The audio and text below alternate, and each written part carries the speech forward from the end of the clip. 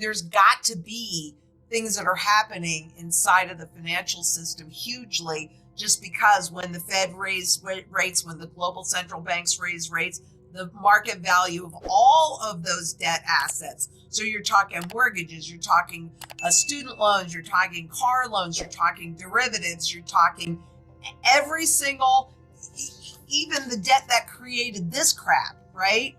Every single debt instrument out there, its market valuation is substantially lower, and we are all of us incestuously intertwined.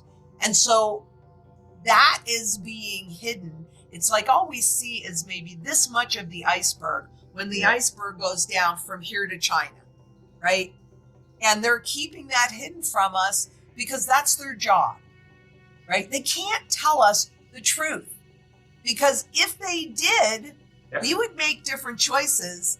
We would own a lot more gold and silver, right? People in the world would have a lot less wealth held inside of their scam of a system. And it is an absolute scam.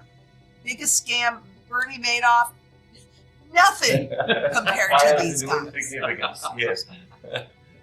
Chump change.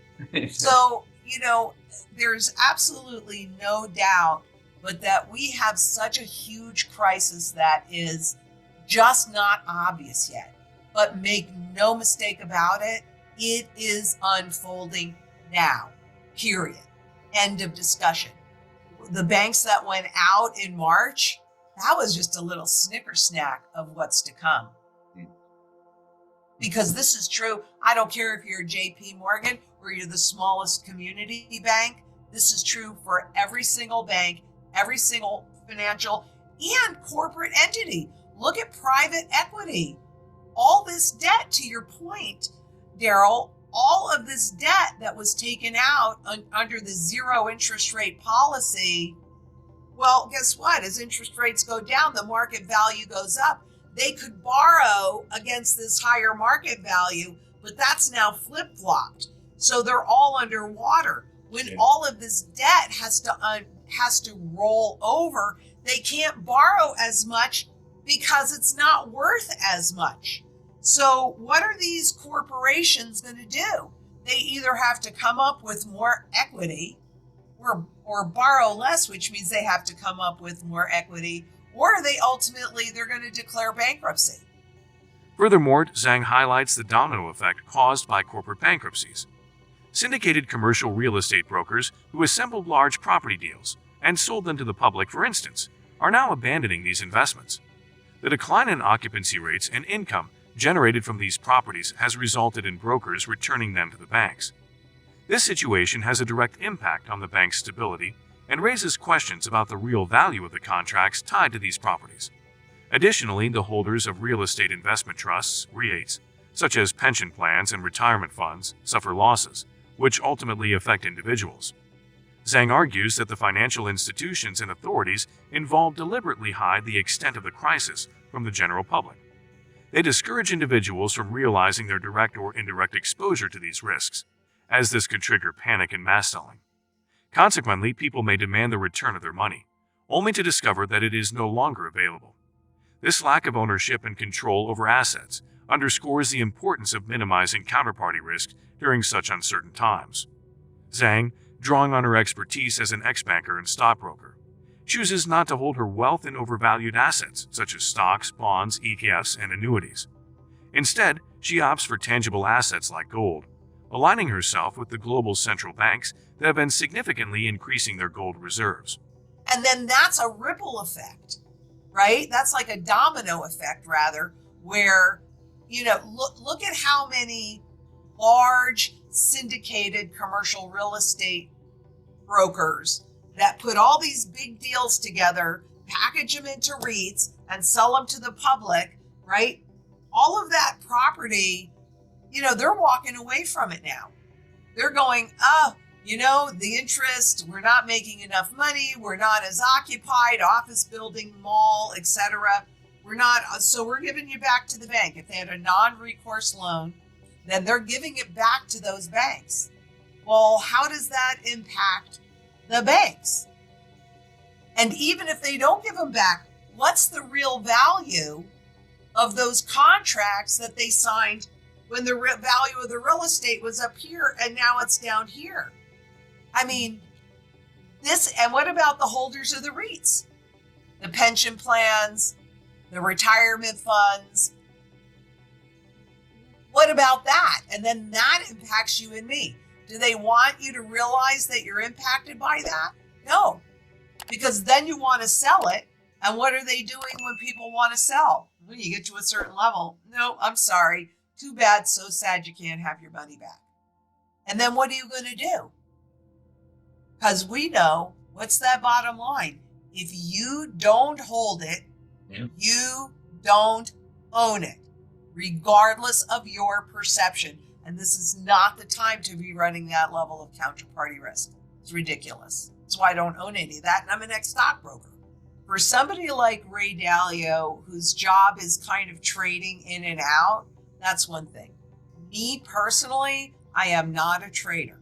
I am quite clear on what's happening in the monetary system because I've studied currencies and currency life cycles since 1987.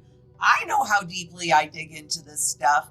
So it doesn't make a lot of sense for me to have the lion's share of my wealth in an overvalued asset or instrument, meaning stocks, bonds, all that, ETFs, mutual funds, annuities, all that garbage. It makes no sense for me to hold my wealth there when there is not one doubt and all of the evidence, it's not wishful thinking, it's just all of the evidence is that the only thing you can convert them into, this garbage, is losing value. Because last time I checked, 1 trillion times zero was still zero. In terms of the broader context, Zang refers to the transition occurring within the global monetary system. She highlights how, historically, central banks transitioned from a quasi-gold-backed system to one based on their ability to create fiat money and accumulate debt. However, the tide is now turning, as central banks are raising interest rates and puncturing the debt bubble that has been growing since the 1980s. Zang firmly believes that this crisis acts as a catalyst for a grand transfer of wealth, as governments and financial institutions exploit the resulting fear and uncertainty. Zang finds hope in the power of collective action, referencing the protests that erupted in China following their strict lockdown measures. These protests influenced a change in policy, highlighting that when enough people unite and voice their concerns, their impact can be significant. Although she acknowledges areas of agreement with Ray Dalio, another prominent financial figure, Zang firmly believes that allocating a mere 10% of one's wealth to traditional financial instruments is insufficient.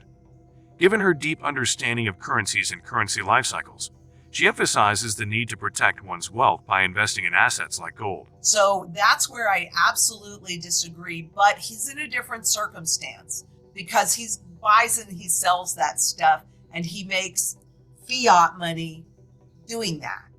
I'm all in. You know, as an ex-banker, as an ex-stockbroker, and as somebody that is crystal clear, I'm going with the global central banks that have bought more gold than they have, going all the way back to the 60s. And what was happening in the 60s? We were transitioning into a new monetary system, one that was at that point quasi-backed by gold, to one that was backed by, to your point, the central bank's ability to just print more money and take on more and more and more and more debt, right? But the reverse is happening now. And the global central banks that have raised those interest rates have popped that debt bubble that has been in the works since the early 80s. And there is absolutely zero doubt in my mind, none, because this is how they do the transfer. We need this next crisis to scare people enough. And I think what happened in 2020 and 2021, it was a test. What can we get away with? How much can we get people to listen to what we're telling them to do? And I look at China and what happened with China in their absolute lockdown position. And then all of a sudden, they've had more protests than they have in decades. And they shifted what they were saying. So, and they went away from the zero lockdown policy. that gave me a big jolt of hope, because in that most surveilled and most controlled economy, we saw that when people come together, enough people come together, and they speak loud enough, it makes a difference. Yeah. So going back to Ray, I agree with him in many things, and I'm hopeful on some of those, but I think 10% isn't even marginally. I mean, why? Why? You're going to throw the 90% away? Why?